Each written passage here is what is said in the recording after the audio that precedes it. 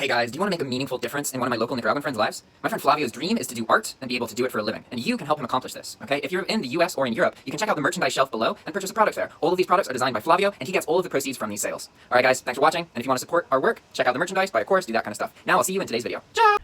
What's up, everybody? Today I am talking to my mother. Hi, Mom. Hi.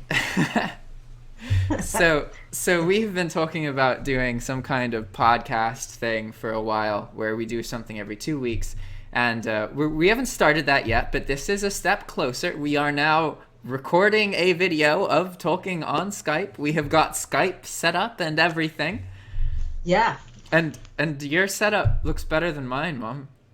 Well, yeah, that's because I'm sitting on a pillow so I can actually see into this camera. But I won't be able to do anything on any one of the screens, and I hope the pillow doesn't fall out because then you're going to see my face go kind of like, whoa, way down there. That's fine. So you said that it's snowing there? Yes. It's still snowing. It's the kind of snow that is really pretty because it's in the trees. And they declared a state of emergency, I think because this was the first snowstorm that Virginia's had sort of this winter. I imagine there's going to be some schools closed tomorrow. So we'll see what happens. I got out. It's a massive, maybe 7-8 inches. Yeah. That seems so... I keep thinking that it's warm there just because where I am it's warm. So when you said it was snowing, I was like, oh yeah, winter. That's right. That's right. You see something that you're missing a lot of. So how have things been? Oh, things have been just ducky. Well, all right. You helped me set up the eBay account. That was really cool because we've sold a couple of things from the eBay account. John and I had a little squabble about that because I forgot to check the email, and so I didn't know that I'd sold something. And, nice. And they said, you if you're going to do this, you really have to check your email. And I said, yeah, but it was on another screen, so I can't be blamed for not checking it. Didn't we set it up so that you get notifications on your phone? Yes, I do, but on my phone, my iPhone, right? It's on the second or the third screen, so I have to swipe. Okay. And I wasn't swiping, and so now I'm being a good girl, and so I've got 3 more boxes to go out today. For another, we're continuing to sell this one item, so I think I'm going to raise the price because I didn't expect it to sell. So if it's selling, then maybe our price is too low. So I'll just. Oh, this is the bottle opener? No, I wish it was the bottle opener. Oh, a different one. We've got hundreds of those. You know, I mean, you saw the boxes. The boxes are even breaking because we've got so many of them. But for some reason, people aren't as excited about bottle openers, even though they're colored. They're orange and blue and yellow and red, and they work. But they're not as interested in that as they are lint lizards. Whoa, wait, those little spiky balls? No, haven't sold any of the spiky things either. They're not too crazy about those. I even for those little mini laundry balls that you're talking about, I called them mini, so that was good. I thought, oh, this'll work. Somebody might be interested. And then I thought, well, if they don't have a dryer, they're not going to be interested. So I'm just going to call them stress balls as well. But I can't imagine anybody using those spiky little balls for stress balls. But at any rate, that advertising hasn't worked yet because no one's bought one. You rub them between your hands, you know? It relieves stress. Yeah, you just get kind of, yeah, well, they are, hold on, I'll go get one so we can see what they look like. Okay, cool. And so while she's gone, for some context, guys, my mother and her boyfriend do Amazon FBA, and they started like a year ago. And so there's certain things that they can't sell anymore on Amazon FBA for various reasons. So they're like piling up in their house. So they made an eBay account to sell off this excess inventory. See, like, okay, I got It's making a little bit of noise. A little Sorry. bit, yeah. You see, these little things, aren't they so cute? They look like buckyballs, or, well, anyway, they're mini laundry balls.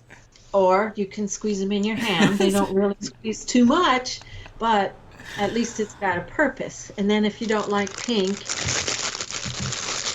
we have, whoopsies. The reason you're hearing so much is because there's sticky tape on the bag and I can't see it. And we have lovely green. And we have a yellow. Well, I'll just show you the bag. See, yellow and blue. And they come in a set of 4. How nice is that? But no one's interested. Instead, lint lizards. You know what lint lizard is? Nope. Lint lizard is an attachment you put on your vacuum cleaner and you stick it in your dryer to clean out the hose, the dryer vent. Oh, instead of like pulling out the lint manually? Yeah, well, that's because the lint you can't pull it out manually. Oh, yeah, because there's the filter and then there's lint underneath in like the tubes and stuff. Exactly. And so that is what people are buying. So you got over the suspension. Well, that was a bit of a conversation, and I was kind of ornery on the phone. I just didn't understand. Okay, so you know that we set up the eBay account. Oh, great, this is wonderful. And we put our first listing on there, and that looked great. And then immediately there's an email from eBay that says, hey, you're going to have to, we have to check out, we have to verify your account. But it didn't say what to do in the email. And luckily you told me call them. And I argued with you and said, well, if they wanted to call them, then they would have said that in the email, wouldn't they? But they didn't. So at any rate, I called them, and there was this nice sort of lady. Well, I say sort of lady because at first I couldn't tell if she was an avatar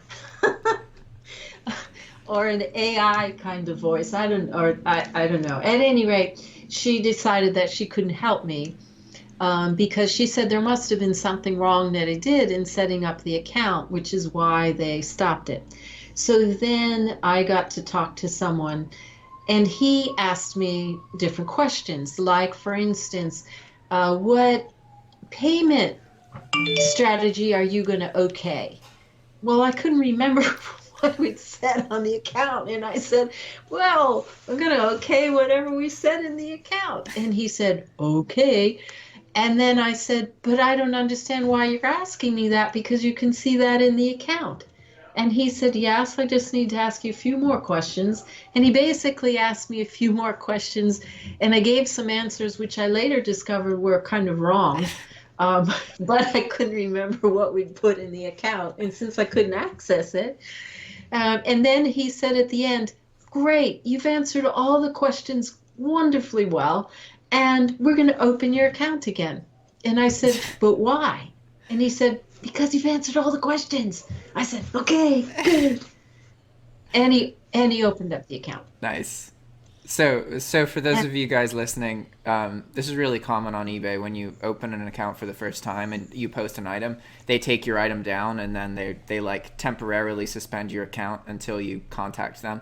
But they don't make it super clear that you need to contact them and tell them what's going on. They don't make it clear at all. They don't make it even halfway clear. Just my home.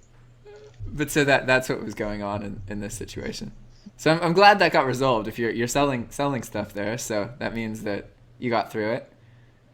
Yeah, and then the next thing was that I guess I gave the wrong PayPal account. And so they had some money sticking in an account, and somehow they got to the right account, but I didn't have, I needed to add an email to that PayPal account. Does that make sense? Yeah. And so then, of course, that was a bit of a kerfuffle while I tried to figure that out, and eventually figured it out. And then, of course, because I hadn't seen that I had sold something, I didn't want it to be there late, and I didn't know how to do the labels. And so I charged the labels to a credit card or something, and then realized afterwards, well, if I'd only read the email from eBay, it says very clearly, you've sold something, and here's some next steps. Here's what you can do. So I just should have read. In that case, they are very clear. I mean, the emails when you've sold something are fantastic. This is good. And then the third or fourth sale, it said your buyer has not left you a message. And I thought, oh, okay, maybe the buyer's waiting for me to say something. So I gave the message to the buyer. I said, oh, thank you for buying this. And then I ended up rating the buyer before I'd even sent it. And so I think maybe that was, I have a little bit of learning to do on that. But there we go. Yeah, feedback on eBay is a bit weird because like you can't really even give a buyer, you can kind of give them negative feedback, but it doesn't really matter at all. Whereas like them giving you negative feedback does matter, but it's a kind of outdated system and it doesn't affect your account a whole lot. Why would you give a buyer negative feedback when all they've done is buy something from you? Like, say that they're going to pay for something, but then they don't actually pay for it, or they, like, honestly, I don't know how it works now, but I know there was a point where you couldn't even actually leave negative feedback to a buyer. Only buyers could leave it to sellers. Oh, okay. Well, I don't actually mail anything out until the money's in that PayPal account now. Yeah, you got to make sure you have that transaction email. But so tell me about do you receive the money straight away when someone pays? Is there a hold? It goes into the PayPal account. Uh-huh. And then actually haven't seen it yet. I assume that they're going to tell me in a couple of weeks or so that, hey, you've got this amount of money in your account. Mm-hmm. But I actually, that's not entirely true because I did find a way to check and see how much money's in the account. I just was going to wait for it to hit $50 before I looked again. Because sometimes people go through something called PayPal jail, which is something unique to beginner eBay sellers. And it means that whenever you sell something, the buyer pays and the buyer loses that money straight away, but PayPal like holds it until 2 weeks have passed or like three days after the tracking shows delivery. So do you know if that is happening? Okay. Probably that is happening because I really only checked it on the first sale and I thought how weird. And in fact, that's why I ended up doing the postage from another account. Because I couldn't see any money in the PayPal account. And then I got some message or I found a place or I spoke to somebody who said, no, we're just holding it for a little bit and then you'll see it again. And they give you a date as to when you'll see it. Actually, I should probably check it today and find out if money has gone anywhere. Well, that's cool. That's pretty exciting. I'm glad. So how many listings did you make?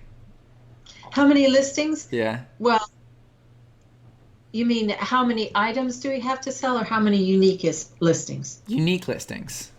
Oh, not too many. I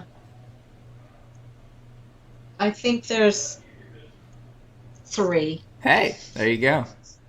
But that's 3 where you guys have like hundreds of each item. Yes. Yeah. Yes. And well, not hundreds of all of them, but hundreds of 2 of them at least. Mm-hmm. And then it was funny because I tried to use yours as the one we did first as an example, so that I could use that as a template, if you will, to set up the others. Uh-huh. But in the end, I struggled because in the one that you and I worked on, it was for here's some more noise, these handy dandy jar openers, right? Yeah. And we had the varieties, the yellow, the blue, the orange, and the red. But then when I went to try and use that as a guide, I could not get rid of those variations. Gotcha. And so it's not like I had variations on my lint lizard. I didn't have a red one, and a yellow one, and a blue one, and an orange one. Yeah. So I just ended up kind of doing some screenshots and figuring out, okay, if I get the major stuff right, it should be good to go. And so far, that hasn't been a problem. Nice. That's good. I don't know how you all manage hundreds and thousands of eBay entries. No idea. Well, most people don't. They have virtual assistants who help them. So they have a whole team of people who manage a store that's got maybe like 5 or 10,000 items on it. That's like the more typical drop shipping store. Well, now drop shipping is something that we're going to have to look at as well, because for us, our Amazon store is small. We have about, we usually have from 50 to 60 different items there, and different unique items, and of which there might be a quantity of anywhere from 2 to 75 for each items. And the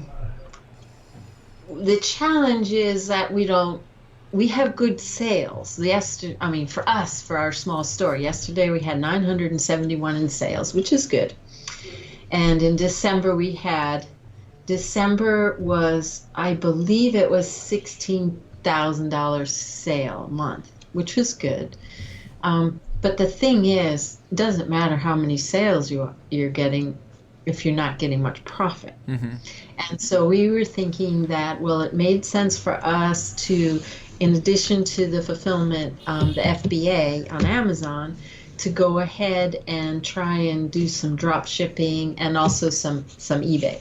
So the second phase is the eBay, which we're starting up a little, and then we'll have to look into starting up some drop shipping, but I don't feel too confident doing that yet. Hey, everything starts small and simple.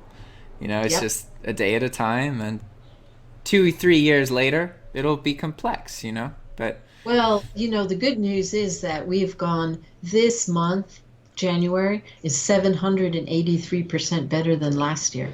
That's pretty good. Yeah, that is really good. We had virtually zero last year, but it sounds a whole lot better to say we are doing 783% better than last year. Yes!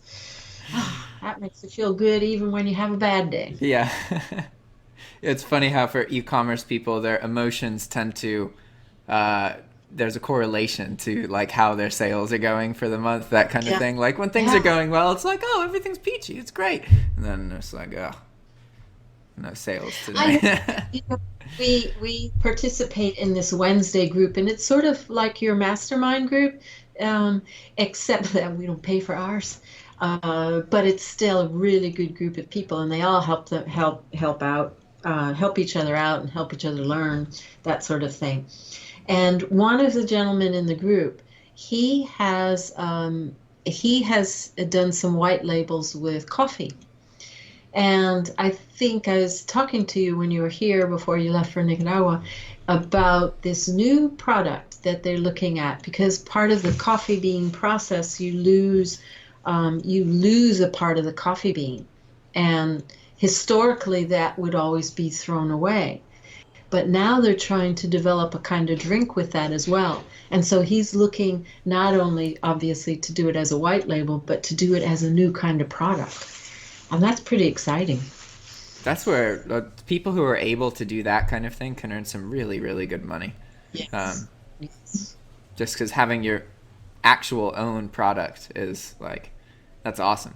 It's really useful. Yeah, it makes you feel better. For instance, one of the products we had over December was this massive cleaver. This cleaver is like this big and this big. And it was a cleaver. And I'm thinking, gosh, I just wanted to sell kind of, eco-friendly products. And there we were selling a cleaver. But the darn thing sold. And so I would certainly feel a lot better if we were selling more of things we were making, or, that kind of thing, where you're not just looking, oh my gosh, let's take that because it's going to make a profit. Okay, put it on. Wait, let's take that too. And then you just end up with such a wide assortment. I mean, anything from high chair trays to Oh, to dive boots.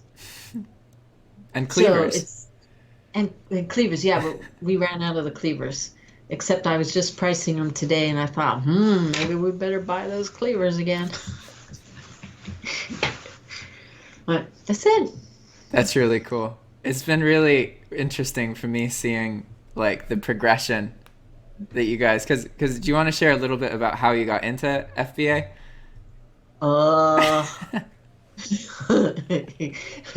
Well, basically, we kind of got conned. Isn't that's right? Yeah, I'd say Isn't that's it? accurate. Yeah.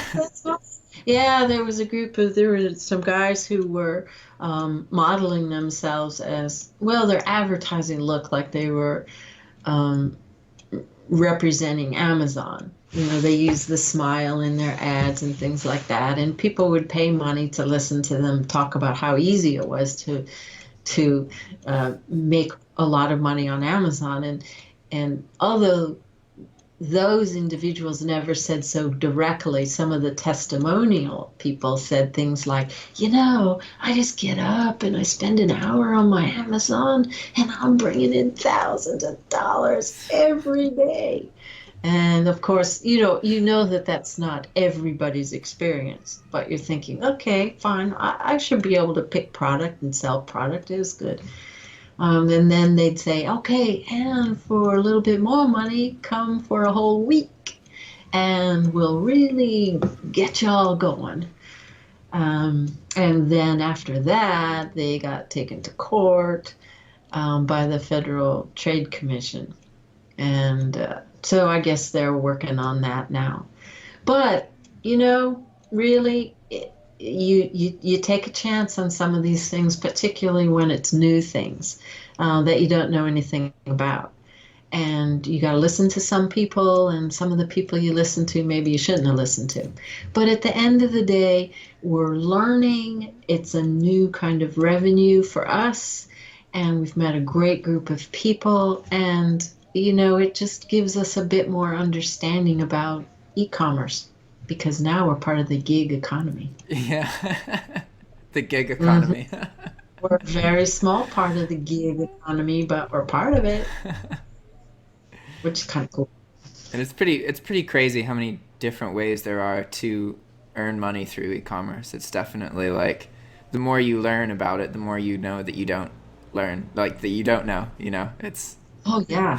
And there's just so much to it. I mean, really, I know you've worked hard on your course, and I'm thinking I kind of wish they had a course like that with Amazon, that, it would be I imagine that it would be divided into just the basics, a little bit more than the basics, advanced, that kind of thing. And it would be really cool if it was organized around some kind of mentors, because you can't. One of the emphasis that the mastermind group are the accountability partners, but you can't have you can have any kind of accountability partner, but I think that it works better if you're able to have an accountability partner that knows a little bit more than you, but not a whole lot. Mm-hmm. Because sometimes the people who know a whole lot, they've got a whole other set of questions and concerns coming up. And they may or may not have the patience to work with someone who's new. But if you've got somebody who's new along with somebody who's been in for 6 months or so, then there's questions they're going to be able to answer. Yeah. That's so good. For those of you guys listening, an accountability partner is somebody who you are in some kind of regular communication with. Like in this case, my mother is in a mastermind group with a bunch of other people, and one of the conditions in the mastermind group is that you're supposed to have an accountability partner, right? And that's somebody who like remembers what you said you were going to do and then kind of calls you out if you don't do what you said you were going to do. And the act of knowing that this person is there, and it allows you to just kind of be more diligent and work better. And, we're very social creatures. So having someone who's there and they remind us like, well, last week you said this and now you're saying this. It's like, yeah, that's a good point. I forgot I said that. And it's very healthy. We don't have an accountability partner yet. Well, Well, it's different because you and John are essentially each other's accountability partners. I would definitely agree with that. Yeah. Very much so. And he has he has just worked his heart and soul out to get all of the accounting together, and he has devised some SQL programs to monitor all the sales and to really try and figure out. It is kind of difficult at times to figure out if you are making money. Well, not if you are, but just how much. Yeah. Because it's the shipping, it's the Amazon fees that change based on the overall price. It's those idiots out there who drop the price, crash the price, and you think, why are they doing that? Why? I don't know if that happens on eBay, but on Amazon it's a big pain. Everybody's in there, and if they all are kind of sharing the same price, everybody gets a chance. But no, you get some people in there, and either they get things for free or they just lose money, but they just drop the price. That's good if you're a buyer. Hey, look at this. This one's only $3.33 while the other idiots are selling it at $16.75. So of course you buy from the $3.43 one. That's what I would do. But we use a lot of tools. We have a lot of tools, but basically the tools we use A+, and we use the Keepa charts. And with the Keepa charts, you can tell over time how the price has changed. So you can tell if it's in a spike or a trough right now, which is really useful. It's not always 100% accurate in the sense that it's kind of like stocks. Just because something went up in the past in January and February and March doesn't mean it's going to go up this January, February, or March. Yeah. But it does give you some guidance, which is nice. Because otherwise, you just look at a product and say, oh, I hope this is a good price, but how will I know? So I think this is a good time to talk about, because you and John have different tasks, and so I think it would be good for you to explain what exactly John does in the FBA stuff and what you do. You kind of touched on it a little bit earlier, but people would be really interested to hear that. Well, basically, John does everything except source product. And I was sourcing product on my own, but I was getting really frustrated because I feel like I'm following all the rules in terms of looking at I'm making sure that there is something on Amazon. I'm looking at the velocity, how many sales per month. I'm looking at the fees. I'm figuring out the weight. I'm figuring out the postage. And then I'm figuring, okay, if we buy it at this price, are we going to make any money? But it takes so long. So about 4 months ago, we were able to sign up with a virtual assistant. And she is coached by one of the mastermind experts. And she's from the Philippines. And actually, I think it's a team that works on our account in the Philippines. We pay for 10 hours a week for one person, but I don't think it's always the same person. Mm-hmm. And twice a week, they give us a listing of usually anywhere from 6 to 9 products each time. So that's under 20 products a week. And then we do some further investigation on that. And then that way we can buy things weekly. And that's what we're doing right now. I think John is going to do some more work on sourcing product. And he's also going out to Las Vegas in March to join up with the mastermind group. And then there's going to be a conference, a wholesaler conference out there. And he's going to try and make some connections. That's exciting. And so for some more context for those of you guys listening, John is also, he's a programmer. That's his full-time job. And so I've always thought that virtual assistants is a huge edge if you use it in e-commerce, but being able to create programs is also a very huge edge, because you can essentially just you can get quite a competitive advantage over other people when you can make software to accomplish things instead of having to rely on other people making the software for you. So it'll be interesting to see how his existing talents play out into the FBA stuff. Yeah, he's done a lot. He's done a lot with it. And I think he's always kind of improving it a little bit more and a little bit more. I think his ultimate goal is to enable me or him to have a database of sorts, a front-end database, so that will put information in there and it'll automatically populate the database, and then they can pull reports and things like that. So we won't have to do as much guesswork in terms of, okay, how much, what is our break-even point for this particular product? If we adjust the price, which you do a lot of in Amazon, then the break-even point will automatically adjust. Feels good? That's exciting. People will like this. It'll be cool. I don't know if anybody in my audience knows that you do e-commerce stuff. This will be news to them. Yeah, we're trying to beat our best month, which was July, and we had a lot of dive equipment then. We both do a little bit of diving. Well, John does more diving than I do, but at any rate, that was a $17,000 sales month. So that was good. So we're just learning. It's all about learning and hoping that you make everybody's going to make mistakes. Hopefully you don't make super duper expensive mistakes, but there's always a way to overcome it. Especially by having people like you around who know, and you can go to and say, "Hey Jack, look what I just did. Help me." Well, I mean, I don't know anything about FBA, but it definitely is helpful to have somebody who can just remind you, hey, this is possible. It's not a matter of if it works or doesn't work. It works. You just have to learn and keep in the game and keep learning, and having that encouragement I think that's definitely quite valuable. Yeah. And there are a lot of changes. For instance, one of the changes that our group is working with are the tax changes. Because now Amazon is keeping out taxes for the states, but not just the states, because there are some states that have state taxes and also locality taxes as well. And it's kind of difficult to keep track of all of that, but we're putting our best efforts forward in it. Yeah, that's going to be interesting seeing how all that plays out.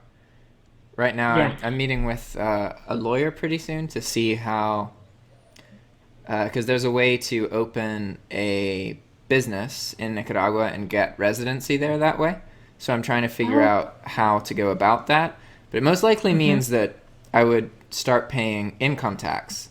And so that means I pay income tax in the States and I pay income tax in Nicaragua. And I'm looking at 50% of my income going to paying. Well, that's something, but the lawyer will give you some information, but I can tell you what happened to us when we were teaching overseas. Because when we were teaching overseas, or when I was teaching overseas, I didn't teach in an American school, taught in international schools, and I didn't have to pay taxes, U.S. taxes, because I didn't make what the minimum was. At the time, I think the minimum to declare was $75,000 that you would make overseas before you'd have to pay state taxes on it, or federal taxes. You still had to file, but they didn't charge you anything, which was good because at the same time, we were paying about a third of our income. Like, for instance, Sri Lanka, you were born in Sri Lanka. So we were paying about a third of our earnings to the Sri Lankan government. So it was good that we didn't have to also pay taxes to the U.S. However, the flip side of that is that if you are looking for Social Security benefits or anything along that line, none of that. You don't get any experience, and it doesn't count towards your work career, if you will. Yeah. From a U.S. perspective, if that makes sense. Yeah, I got to learn so much more about that because in that situation you were being paid by a Sri Lankan entity, whereas I'm being paid by Udemy. So like right now, my business is registered in the US. So Good. ideally, I could just register a business in Nicaragua and make YouTube videos and have the course be in that identity. But I have to learn more about Nicaraguan law and also about US law and talk to people and all that kind of stuff. And learning for a bad thing. Yeah, no, it's definitely it's a good situation to be in to like have to figure this stuff out.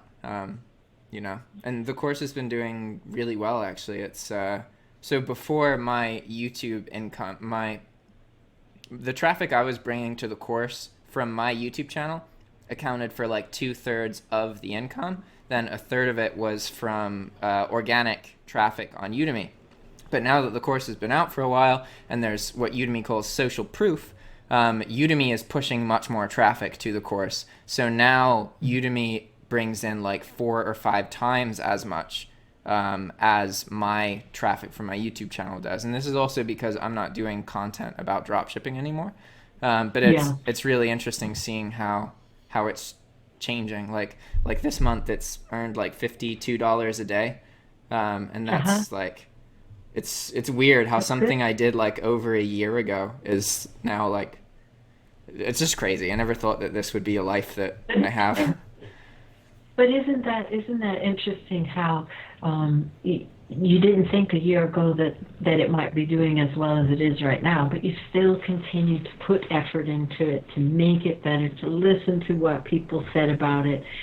And all of those things pay off. You can't be doing that kind of work and not have it pay off at some point. Yeah. Just when it's going to pay off. Yeah, that's true. Yeah, most people tend to give up right before things work out.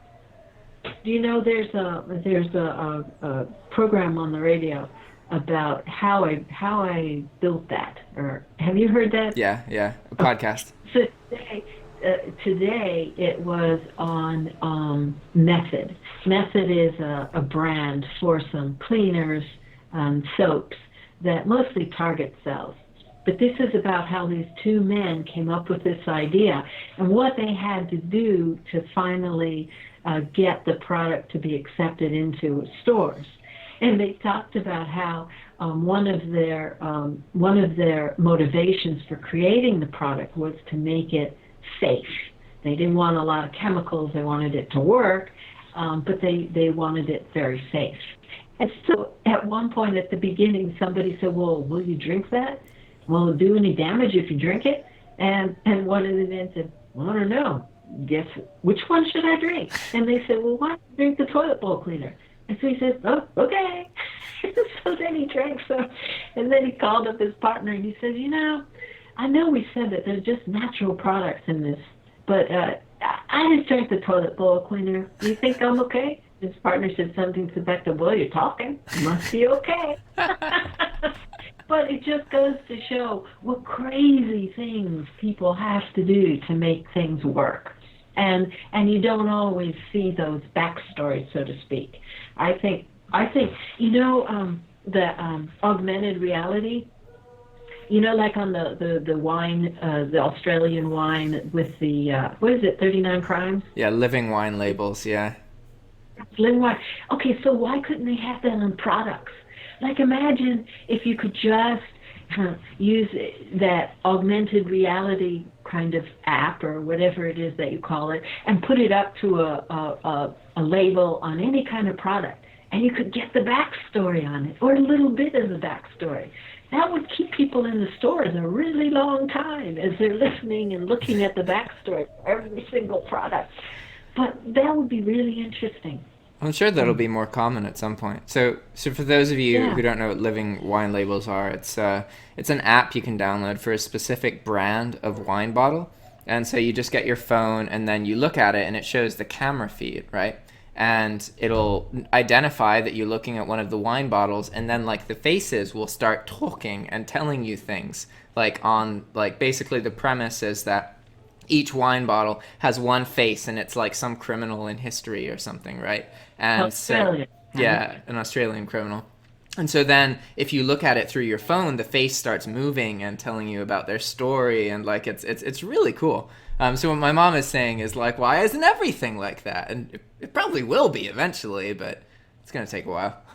Hey, should we do a sample of that? Because I have a bottle of wine that'll work on. I don't. Another time for sure. Right now, I don't know if it's my internet connection or yours, but it's really blurry and the audio is a bit distorted, so it wouldn't. Oh. Yeah, it wouldn't work in this context right now. But we can definitely in the future do something like that where we illustrate the concept. Yes. Well, Jack, I don't know. Are we done for our first podcast? Yeah, I think so.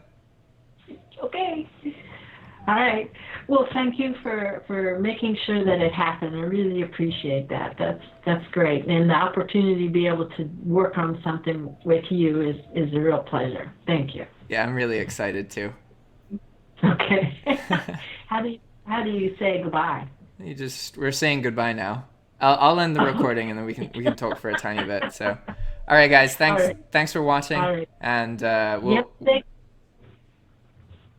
we'll be doing more videos. So you guys will see my mom again. Don't worry. I know people will like you. Sorry about that. I didn't mean to speak over you. Oh no, it's okay. There's a delay. I mean, I'm in Nicaragua. You're in a different country, right? So there's like a couple seconds delay. It's hard to not interrupt other people on video sometimes, you know? You're being very kind. I noticed you interrupted me. All right, guys. Bye. See you all. Bye.